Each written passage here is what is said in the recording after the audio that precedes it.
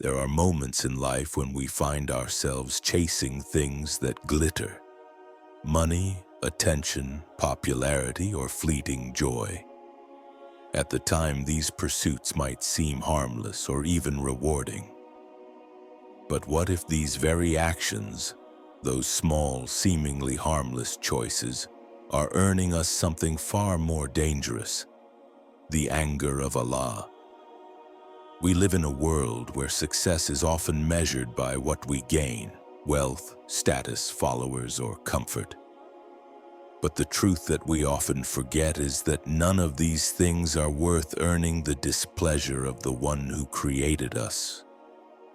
Not riches, not fame, not even love. When Allah is pleased with a person, they are blessed with tranquility, direction, and barakah in both this life and the next. But when Allah's anger descends upon someone, their life slowly begins to lose peace. Their heart becomes restless, their soul feels empty, and their hereafter becomes frightening. This isn't just about avoiding bad habits, it's about protecting your soul. It's about guarding your relationship with the Most Merciful before it's too late. Allah warns us not to frighten us into despair, but to awaken us to reality, to give us a chance to turn back. Because His mercy is vast, but His justice is real, so take this seriously, reflect deeply. Because even if the whole world applauds you, if Allah is displeased, you have lost everything. 1. Shirk, associating partners with Allah. The first and most dangerous action that draws the anger of Allah is shirk, associating others with Him in worship or power. Shirk isn't always loud or obvious. Sometimes it hides in subtle corners of the heart. Many of us say, "I don't worship idols, I pray, I fast, I believe in Allah." But shirk can exist in ways we don't immediately recognize. It might be relying entirely on wealth, power, or people instead of trusting Allah. It might be seeking praise for our prayers or acts of charity, wanting people's approval more than Allah's pleasure. Shirk, in any form, is a rejection of Allah's unique authority. It's a betrayal of the one who created us, sustained us, and continues to bless us every single moment. It is such a grave sin that Allah has promised never to forgive it if a person dies without repenting from it. Think about this. How can we give our trust, love, and hopes to someone else when Allah alone holds the keys to our future, our rizq, and our happiness? When we understand the seriousness of shirk, we become more conscious of our intentions. We begin to examine, who am I truly seeking to please? Who do I truly rely on? Avoiding shirk is not just a rule, it's the foundation of peace, guidance, and divine love. It's the path to Allah's closeness. 2. Breaking the hearts of our parents. Our parents are our silent protectors. They prayed for us before we were born, wiped our tears without expecting thanks, and gave up their comfort so we could have ease. Their love is the closest reflection of divine mercy on earth. And yet, how often are their sacrifices forgotten? As we grow and chase our own lives, it's easy to neglect them, to speak harshly, to ignore their calls, to dismiss their advice. But breaking the heart of a parent is not just emotional, it is spiritual. It is a sin that shakes the heavens. Allah Himself commanded us to honor our parents, placing their respect just after worshiping Him. Their position in our lives is sacred. When we harm them, we harm ourselves. When we disrespect them, we shut the doors of barakah. The dua of a parent is powerful. It can elevate you in ways you never imagined. But their pain, it can block your path, close the doors of mercy, and invite hardship. Even when our parents grow old and fragile, even when they repeat stories or make mistakes, they deserve our patience, our care, and our love. And even if we feel hurt by them, Islam calls us to respond not with anger but with gentleness and dignity. Let your success be something that makes your parents smile, not weep, because their happiness is the light of your future. No amount of worldly gain is worth hurting the ones who gave everything for you. 3. Cheating and dishonesty. Trust is the backbone of a just society. It is the glue of relationships and the soul of character. And yet many fall into cheating and dishonesty, thinking it's a shortcut to success.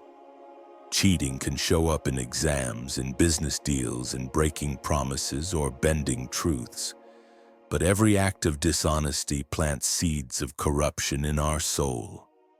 It may give temporary gain, but it brings long-lasting regret. Allah is al-adha, the most just. He has ordered us to uphold truth in all matters. When we cheat, we betray not only others but ourselves, because no blessing gained through dishonesty will last. Sooner or later, it collapses under the weight of guilt, mistrust, or divine justice. But honesty, even when hard, brings peace. You sleep better. You walk with honor. You earn Allah's pleasure. Be the one who speaks the truth when everyone else hides it. Let your character reflect the Prophet, who was known as al-Amin, the trustworthy, before he was known as a messenger. And remember, children watch. They learn honesty or dishonesty from us. Be a role model who teaches with action, not just words. No worldly success is worth losing the light of truth. Build a life rooted in integrity, because that is a life Allah will bless. 4. Backbiting and slander. Backbiting, speaking about someone behind their back in a way they would dislike, is a hidden poison. Slander, spreading falsehoods, is even worse. These sins destroy communities, they break friendships. They plant seeds of hatred and suspicion, turning hearts against each other. The Prophet said that backbiting is like eating the flesh of your dead brother. It is vile, and yet we often fall into it so casually in conversations and jokes on social media. But every word we say is recorded. Every hurt we cause will be accounted for. If you dislike being spoken about behind your back, protect others from that pain. Guard your tongue. Speak with dignity. And if you hear someone gossiping, don't be silent. Stop it. Change the topic. Protect the dignity of your fellow believer. Because backbiting doesn't just harm the one spoken about, it stains your own soul. Let your speech be a source of healing, not harm. Let your words lift people up, not tear them down. Use your voice for dhikr, for truth, for kindness, not for cruelty disguised as conversation. 5. Arrogance and pride. Arrogance is one of the most dangerous diseases of the heart.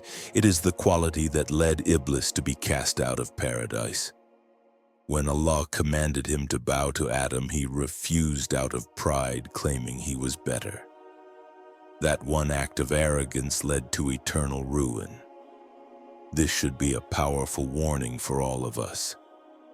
Pride is not just about walking with your head high or dressing well.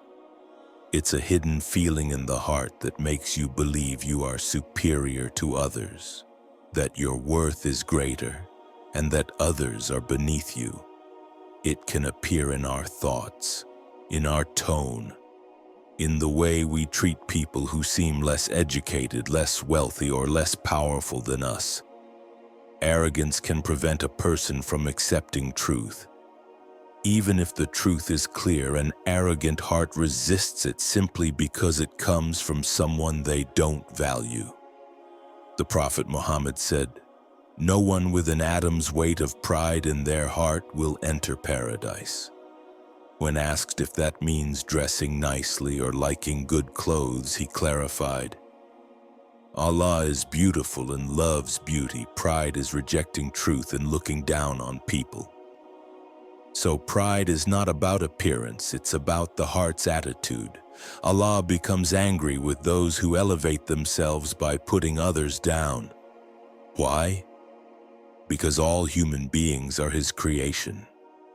When you belittle someone, mock them, or treat them like they're less, you are insulting what Allah has honored. You are placing yourself on a pedestal only Allah deserves to stand on. And that's a crime against divine justice. Instead, Islam teaches humility, walking gently, speaking kindly, and remembering that everything we have is from Allah. Our looks, intelligence, money, talents, family, they are not from our own efforts alone. Allah gave them, and He can take them back in an instant. So how can anyone be proud of something that was never theirs to begin with? Let this truth cleanse our hearts from arrogance. The more we humble ourselves before Allah and treat His creation with respect, the more He elevates us in rank. True honor is not in power or fame, it is in being humble, grateful, and sincere. When Allah sees that humility, He draws you nearer to Him. And that nearness is the greatest success a soul can ever achieve. So, dear brother and sister, reflect deeply on these 5 powerful deeds that can earn the anger of Allah. Associating partners with Him. Shirk. Breaking the hearts of our parents, cheating and dishonesty, backbiting and slander, arrogance and pride. These are not just personal mistakes, they are spiritual wounds that darken the heart and distance us from our Creator. And yet, even with all their seriousness, the doors of repentance remain wide open. Allah is most merciful. He is waiting for us to return, to change, to ask forgiveness with sincerity. No matter how far we have fallen, He will welcome us back if we take that step toward Him. So do not delay. Look into your heart. Ask yourself honestly, am I guilty of any of these? And if the answer is yes, don't be afraid. Be hopeful. Turn to Allah, ask for His mercy, and begin your journey back to Him. Cleanse your heart, repair your intentions, apologize to those you've wronged, and most importantly, build your life on the love, trust, and obedience of Allah alone. Because in the end, the only thing that matters is His pleasure. And there is no treasure in this world or the next greater than that.